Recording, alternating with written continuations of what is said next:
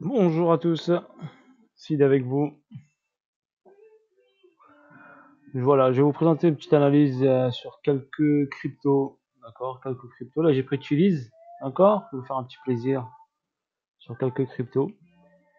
Donc là, je l'ai mis en logarithmique. Le graphique clé par logarithmique, il est un peu plus écrasé, comme vous le constatez. Donc on va mettre en logarithmique pour voir un petit peu plus.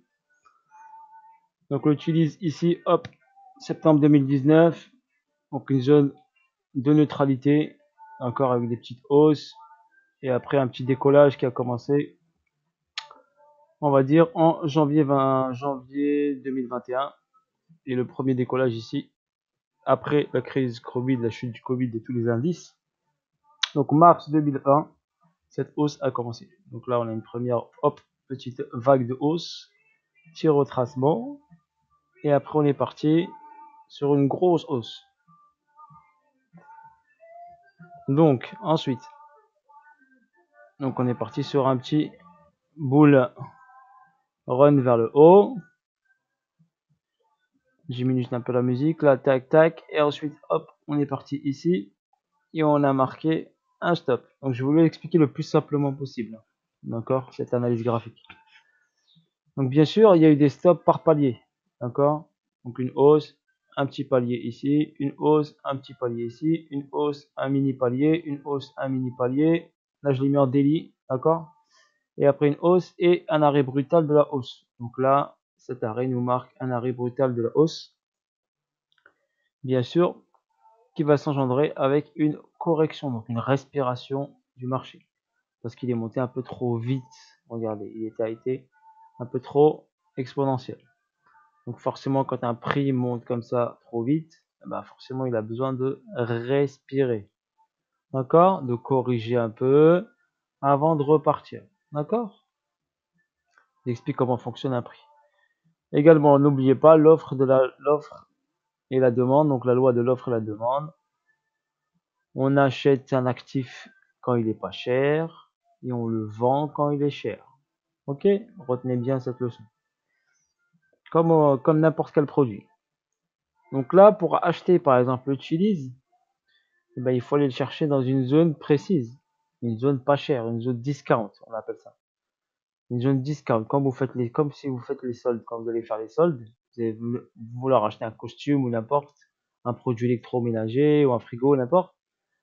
Bah, de préférence, vous attendez les soldes pour l'acheter, car vous allez le toucher à un meilleur prix, avec une ristourne. Bah, les marchés financiers, eh ben, c'est pareil. C'est comme dans la vie de tous les jours.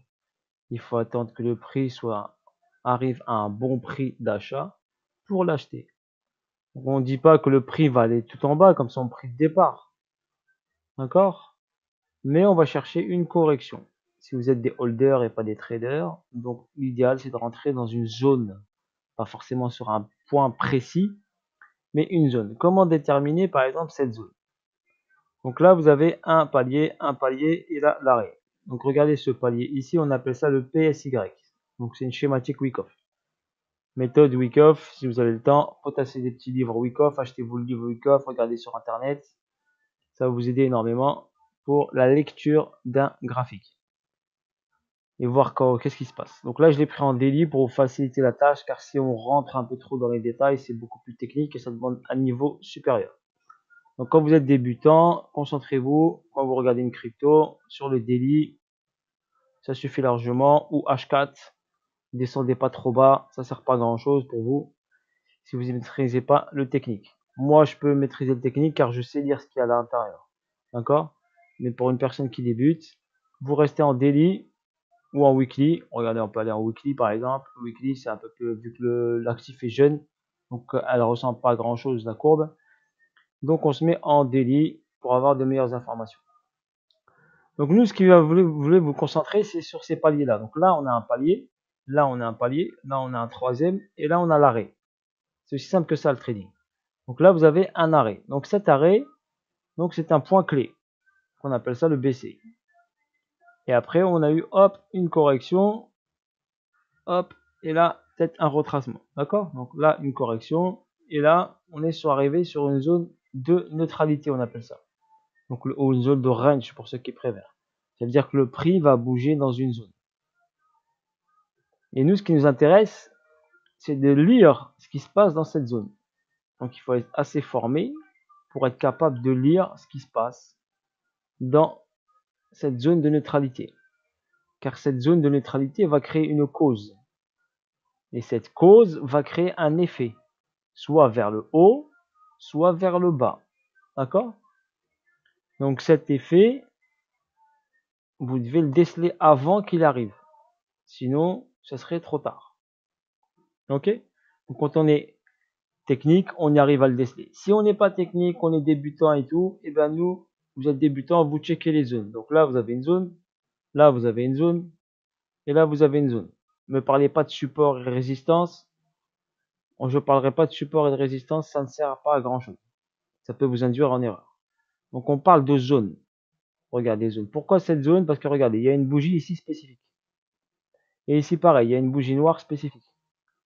Et là regardez, il y a une bougie noire spécifique. Ça c'est la lecture des bougies japonaises. D'accord? Ça je vais pas vous faire un cours aujourd'hui. Et là on a une bougie aussi spécifique.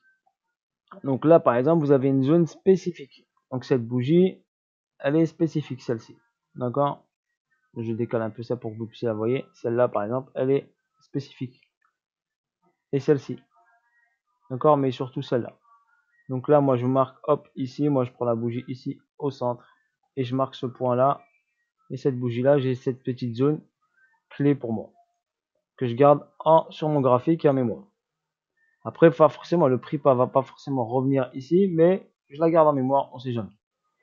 Si le prix revient ici, il l'utilise, c'est magnifique. Donc le BC ici, c'est mon arrêt. Donc ce point-là ici, forcément, le prix va y revenir. D'accord? On appelle ça en schématique Wyckoff. Ici, le BC, il va être ici nettoyé et il va nous faire un UT ou un UTAD. Donc, ce qui engendre, si le prix revient ici, forcément, eh ben, il va rechuter. D'accord? Donc, si vous avez une hausse où le prix va venir dans cette zone-là, voire un peu plus haut, forcément, à un moment, il va corriger. C'est comme ça, c'est une schématique. C'est des points clés et la technique fonctionne pratiquement à 99%. Donc ensuite, on a ici le AR. Donc le AR, moi je le définis ici. Voilà, j'ai vu, hop, cette chute. Là, pour moi, c'est ma schématique daily. Donc sur un time frame élevé. Ok? Donc moi, je m'attends que le prix, bien sûr, aille descendre ici sous ce AR. Donc il l'a déjà fait un peu. Donc il a fait ça, il est descendu. Là. Mais moi, je pense qu'il va descendre plus bas. Donc ici, on va aller chercher une zone clé. Zone clé, au moins celle-ci. Si je vous la marque, 0,11. Voilà, donc 0,11, vous avez le chiffre qui est là. Ensuite, qu'est-ce qui se passe dans cette zone de neutralité? Donc zone de neutralité ici, on va aller en H4 pour mieux la voir. Donc en H4, ça donne ceci. Donc le prix m'a créé le AR et à partir ici de ce AR qui m'a créé, je vais analyser ce qui se passe ici dans cette zone de neutralité. Donc là, on a une chute du prix, un arrêt du prix et une remontée rapide du prix. D'accord? Là, ça nous définit, on appelle ça une schématique Wyckoff d'accumulation. D'accord? Si je suis pas dans le faux, normalement, logiquement, dans ma logique, c'est une accu. Donc là, hop, le prix, donc quand on dit accumulation, on veut dire que le prix, il va repartir vers le haut. Ok? Mais avant de repartir vers le haut, bien sûr, il va descendre. Nettoyer un petit peu, aller chercher une zone ici et nettoyer le AR ici. Donc regardez, SCAR, SO. D'accord? Et ensuite, UT et SO. Donc qu'est-ce qui se passe? Dans cette schématique-là, on a deux solutions. Deux solutions précises. Car on est ici sur une redistribution. D'accord? Donc une redistrib. Les gens vont penser que c'est une accu. Donc ça peut être une accu, une redistrib. Mais là, je penserai plus sur une redistribution. Redistribution veut dire que le prix, soit on a ici, le prix qui remonte ici, il vient tester cette zone-là. Et après, il plonge. D'accord? Il plonge, je ne veux pas dire qu'il plonge énormément, mais il plonge en tout cas en dessous de cette zone-là. De celle-ci. Donc il vient plonger ici. D'accord? Soit il fait un excès, il vient nous chercher ici, cette zone-là, parce que c'est une zone clé ici. Je vais vous expliquer après pour toi. Regardez, je vais la mettre en daily pour vous montrer rapidement pourquoi c'est une zone clé. C'est une zone clé ici parce que j'ai cette bougie japonaise. D'accord? Cette bougie japonaise, c'est une bougie de liquidité. D'accord? Après, c'est des cours à faire. Donc, cette bougie de liquidité, je vous facilite la tâche, je vous la montre, elle est là. Donc, forcément, le prix va devoir revenir ici, soit tout de suite, soit plus tard, mais il va revenir. Donc, vous savez que le prix d'utilise, eh ben, il va revenir à 0,52, entre 0,40 et 0,52. Le point idéal, c'est là. Donc, bien 0,43 exactement. Ok? Donc, on revient en H4. Donc, vous avez deux scénarios. Donc, soit le prix, il va nous faire ça. Allez, je vais prendre une petite flèche pour vous montrer. Hop. Voilà là. Donc, soit le prix, il va nous faire ça. Bim. Test. Et casser ici. Les deux sauts, remonter un peu ici et après redescendre. Ça, c'est la première option. La deuxième option, je vais prendre une deuxième couleur pour différencier avec celle-là. Donc, je le ferai après. Donc, soit on a une montée là. D'accord, une montée ici avec une petite réaction bien sûr sur ce niveau-là. Forcément, ça se passe comme ça. Et après, il va nous chercher ici. Cette zone où il va nous faire l'UTAD. Et après, faire la chute. Bon, elle sera pas directe comme ça, mais je vous fais juste la flèche. Pour vous montrer.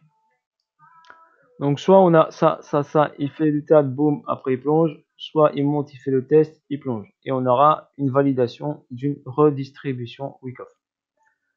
Voilà, je vais laisser les flèches. Voilà, tac. On va la changer de couleur celle-ci.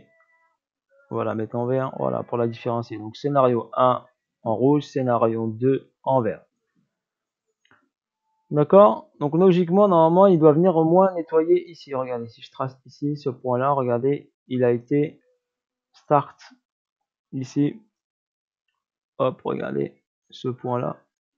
Boum, et on va le mettre en rouge pour le montrer. Donc là, on va après, par rapport à ce point-là, donc est-ce que je l'ai bien pris, bien précis?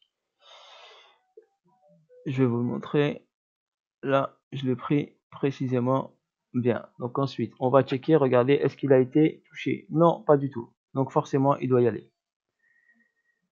Donc vu que ce prix n'a pas été, le prix n'est pas venu start ici, donc il risque de revenir. D'accord? Il risque de revenir. Et en plus, regardez, j'ai cette bougie là. Vous la voyez, cette bougie japonaise? Donc cette bougie japonaise de liquidité me donne une information cruciale que le prix va revenir là. D'accord? Va revenir dans cette zone. Et regardez bien, il est revenu ici. Il a start ici. Donc il peut se balader où il veut. Il va revenir. Et en plus, j'en ai une deuxième ici. Donc forcément, j'ai deux signaux. Regardez, si je sais lire un graphique, c'est très simple. J'ai pas besoin d'indicateur. J'ai besoin juste des bougies. Dire le prix. Zéro indicateur. Est-ce que j'ai mis un RSI? Est-ce que j'ai mis quelque chose? Non. J'ai juste checké le prix. Les informations me le donnent, les bougies. Pourquoi voulez-vous que je me casse la tête avec des indicateurs qui vont m'induire en erreur? Allez, je vais vous montrer. On va mettre le RSI. Allez, le RSI, il va dire quoi? Allez, le RSI ici, il m'a donné quoi? Une divergence. Allez, là, il m'a donné une divergence. Regardez, juste pour vous montrer que je sais lire un RSI. Regardez, tac, tac. Ok, je vais vous la mettre en blanc pour vous montrer.